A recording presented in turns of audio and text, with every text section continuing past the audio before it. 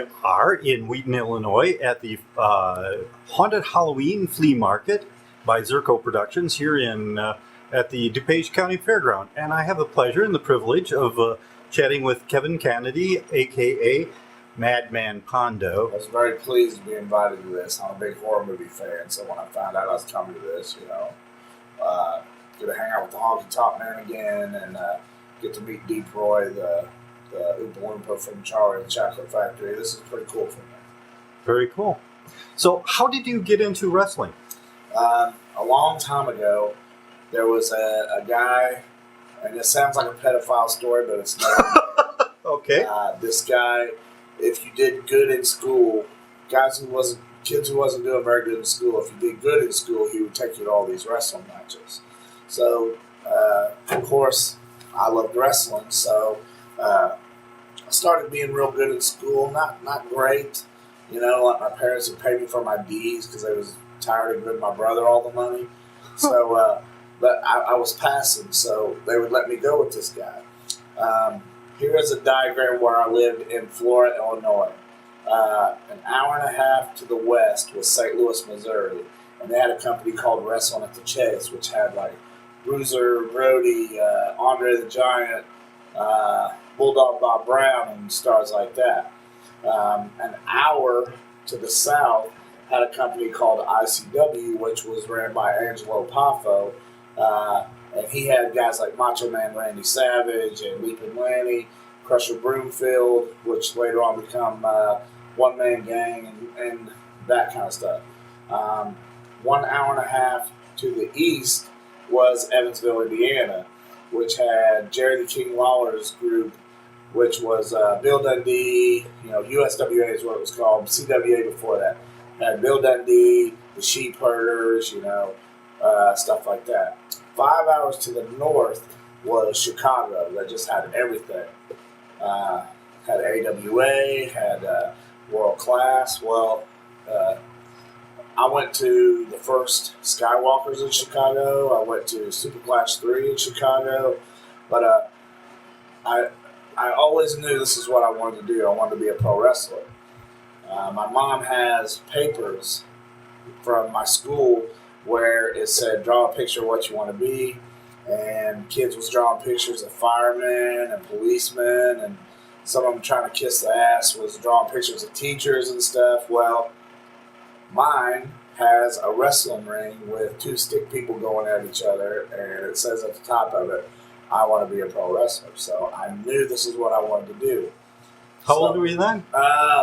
Grade school. Mm-hmm. So, had no idea. And your mom kept it? Yeah, she kept that. Very cool. Me and hers even tried to figure out, there's no date, no nothing.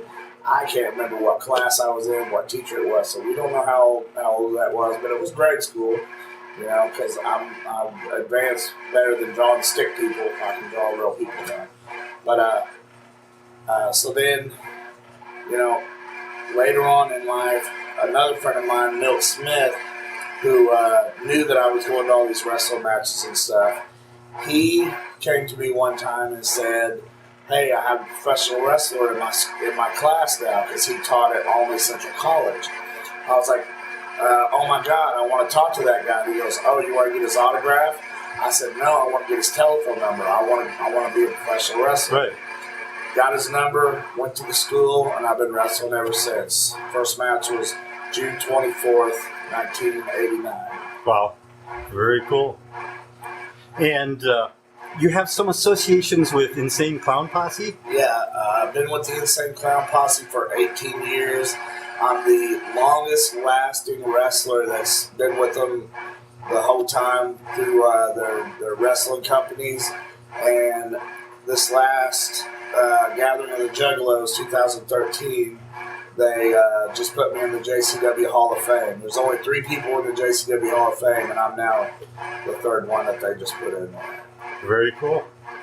And can you tell me about your current projects, about your show and such? What I do is called deathmatch wrestling, which means that I wrestle in barbed wire, glass, thumbtacks, mouse traps. I took a bed of pencils once. Big mistake. I'll never do that again. what I do is I mutilate my body for the entertainment of others. And pretty much, if it wasn't for the crowd egging me on, I probably wouldn't have as many scars as I do today. Wow, scary. Uh, And you also have saws and such that. I have a baseball bat that has a saw on the end of it. I have a drill with a fork in the end of it that I can put on somebody's forehead. Over the years, I've come up with some pretty inventive ways to cut my opponent. Yeah. And gotta ask you, where do you plan on going from here? Do you have any?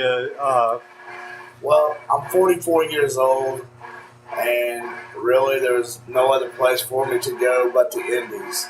But like I said, I still have the Insane Clown Posse. I work for them. Billy Corgan's Resistance Pro, I work for them. Billy Corgan being the lead singer of the Smashing Pumpkins. And then all independents. And then I just got back from Europe. Me and Crazy Mary Dobson, we went to Scotland, and she worked at an all-girls company. Then we went to Germany and did a show. Then we went to Manchester, England, did a show, then flew home. So there's still interest in me, but it's not as close. What's the word I'm looking for? It's not as steady. It's not as steady now that it used to be. But when big things happen for me, they happen big. So, I'm still in the game, just not as fluent as what I used to be. And you've worked with Robert Englund. Can you tell me a little bit about that? Yeah. Speaking of the Insane Clown Posse company, JCW, there was two guys, and there's a TV series, Monster Maker, on Sci-Fi. Right. Yeah. So do you know Pat Tenatello and Roy Canarum from Soda FX? Mm-hmm. Those two guys was filming the JCW matches. And every time I would go out and wrestle, I would wear a horror movie t-shirt like I'm wearing today. And they asked me, they said, hey, do you want to be in a horror movie? I said, oh my God, yes. That's one of my biggest dreams ever. People come to my house expecting to see wrestle memorabilia. Then they get there and they see all this horror movie shit, and they're like, what's going on here? And I'm like, hey, this is my, horror movies is bigger than anything for me. So anyway, they say, okay, well, you need to be in such and such town on such and such day in Georgia. I said, okay, great. So I get there, and then I find out the lead star is Robert Englund, and I'm shitting my pants. Absolutely. Are you kidding me? So, I did 2001 Maniacs. I was the blacksmith. I was a glorified extra in the movie, but those two guys, Roy Canarum and Pat Tenatello, told me they need somebody every day. So put your outfit on and go to the screenings, the shooting every day. Now, they have a list of days that you're supposed to go and a list of days that you're not supposed to go. But those two was right. I got dressed every day, and then they used me every day. I was there for 3 weeks. I got $40 a day plus meals, which to me, I didn't need the $40 a day. I just wanted to be in a horror movie. Then when I found out how Robert Englund in it, I was freaking out even more. Then when the DVD come out and I'm on the cover right next to Robert Englund's left ear, I'm even more going crazy. But the problem with me showing up every day was that Tim Sullivan, the director, he started watching the dailies, and he called Roy Canarum and said, what the hell's going on? Pondo's in this side of town in the filming, and then he's in this side of town. How in the hell did this guy get in the whole damn movie? So, you can play like a drinking game with me. Every time you catch a glimpse of me, you got to take a drink, and you'll be drunk as hell by the end of the movie. And then at the end, Kane Hodder, who was Jason, right above his name is me, Kevin Pondo Canady, the blacksmith. So, 2001 Maniacs was a dream come true for me. Totally awesome. So I got to ask, if you were offered another part in a horror movie, how much would it take to get you in it? It wouldn't take much, man. I mean, horror movies is my thing. Just twist your arm a teeny bit. Yeah, well, I mean, pinky, barely. People think that wrestling's my thing. I love wrestling. Wrestling's my life, and wrestling's the reason people know me today. But horror movies is my big deal. That's what I love the most. Very cool. Well, can pause here for a second. Well, I've really appreciated what you've had to say so far, but I got to ask you what I call my weird question. In addition to a few other sites I write for my site, The Weird Review. Mm-hmm. And I love to ask people, tell me something weird and wonderful about yourself that your fans might not already know. Some of them may know, some of them may not know.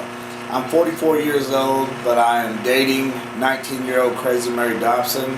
Wow. Which is sometimes I don't have the energy for her, but I'm doing my best.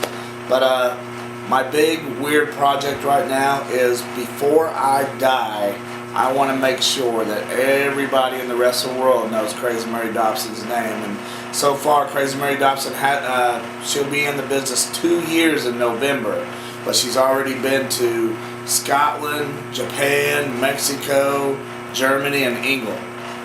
She's wrestling for Billy Corgan's Resistance Pro. She just had a title shot. She just did Shimmer, which is the biggest girls company in America. She was on the Sparkle matches, and the next day they put her on the main shows, which is unheard of. That's never happened. So she's doing real good in this wrestling world. So my weird little thing is probably helping her out. And I'll tell you why it's weird, because I went to a doctor's appointment with her one time, and the nurse asked me, Dad, if I wanted to sign for her. Stuff like that. So I think that'd be the weirdest thing right now, but to us it's not weird.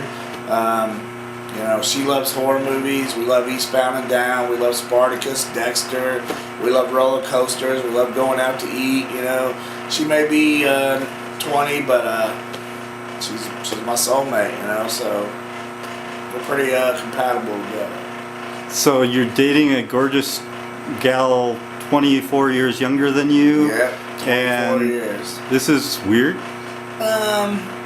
You asked me the That's the weirdest wonderful thing. part. I don't see the weird part about it. Well, the weird part is that society looks at that weird sometimes. You know, that a 24-year-old would look at a 44-year-old, and a 20-year-old, would look at a 44-year-old and think he's hot. But somehow I pulled it off, and to me, that's very weird. That gives guys like me hope. I hear you. And before we close, do you have a website or any other information you got to add? I have a Twitter. It's Madman Pondo, and the last O is a 0, so MADMANPON 0. But I am a technical moron. I don't even know how to run Twitter. Crazy Mary runs it, but she tells me what you people say. So if you want to contact me on Twitter, you can contact me there, and she will tell me what you say. So she's your sweetheart and she's your tweetheart. That's it. And my Facebook, of course, is you can search Kevin Canady and you'll see my picture. You know, just try to request me. And if you're one of those lucky ones out of the 200, which don't take offense if I don't add you, I just get so many requests every day that I don't see everybody. But you know, you can always go to my Facebook. Very cool. Well, thank you so much, Kevin. Or Madman. No problem. And from Wheaton, Illinois, and the legendary haunted Halloween flea market. Yeah, right. This has been The Weird Review. Thank you so much. Thank you.